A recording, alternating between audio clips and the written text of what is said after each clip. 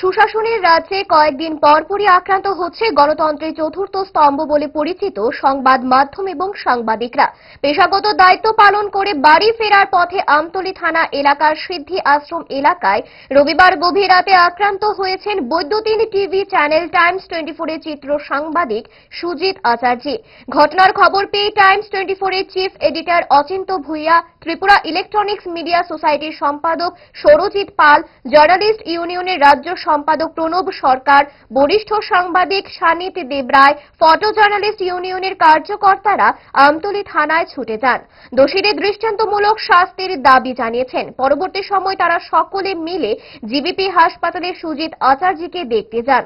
পাশাপাশি চিকিৎসার জনিত বিষয়ে খোঁজ খবর নেওয়া হয়। গুরুতর আহত অবস্থায় সে বর্তমানে চিকিৎসাধীন জিবি হাসপাতালের ট্রমা সেন্টারে। চিত্র সাংবাদিক সুজিত আচার্যের ওপর আক্রমণের ঘটনায় আমতলী থানার পুলিশ 6 জন অভিযুক্তকে গ্রেফতার করে। তাদেরকে মঙ্গলবার 5 দিনের রিমান্ডের আবেদন জানিয়ে আদালতে তোলা হয় বলে জানান আমতলী থানার সেকেন্ড অফিসার মৃণাল পাল। এই ঘটনায় তীব্র নিন্দা জানাচ্ছে আগরতলা প্রেস ক্লাব।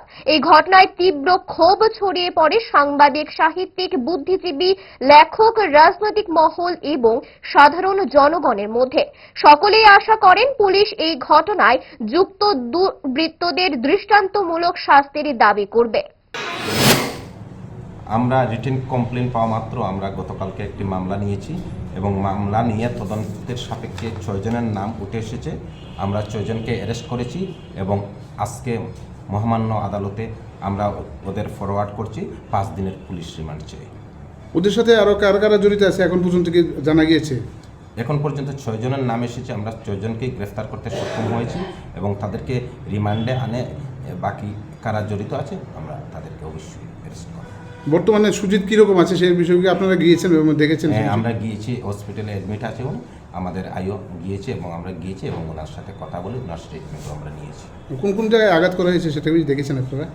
ওনার পিঠে এবং শরীরের বিভিন্ন অংশে আঘাত হয়েছে। অস্ত্রগুলি উদ্ধার হয়েছে কি? রিমান্ডে এনে তারপর আমরা অস্ত্রগুলি বা যা যা উদ্ধার করব এবং ইনভেস্টিগেশন চলছে। ভালোবাসা বদলায়নি আর বদলায়নি তারা। 5 দশক ধরে গ্যাস অম্বল ও পেটের সমস্যার একমাত্র সমাধান গ্যাস নল।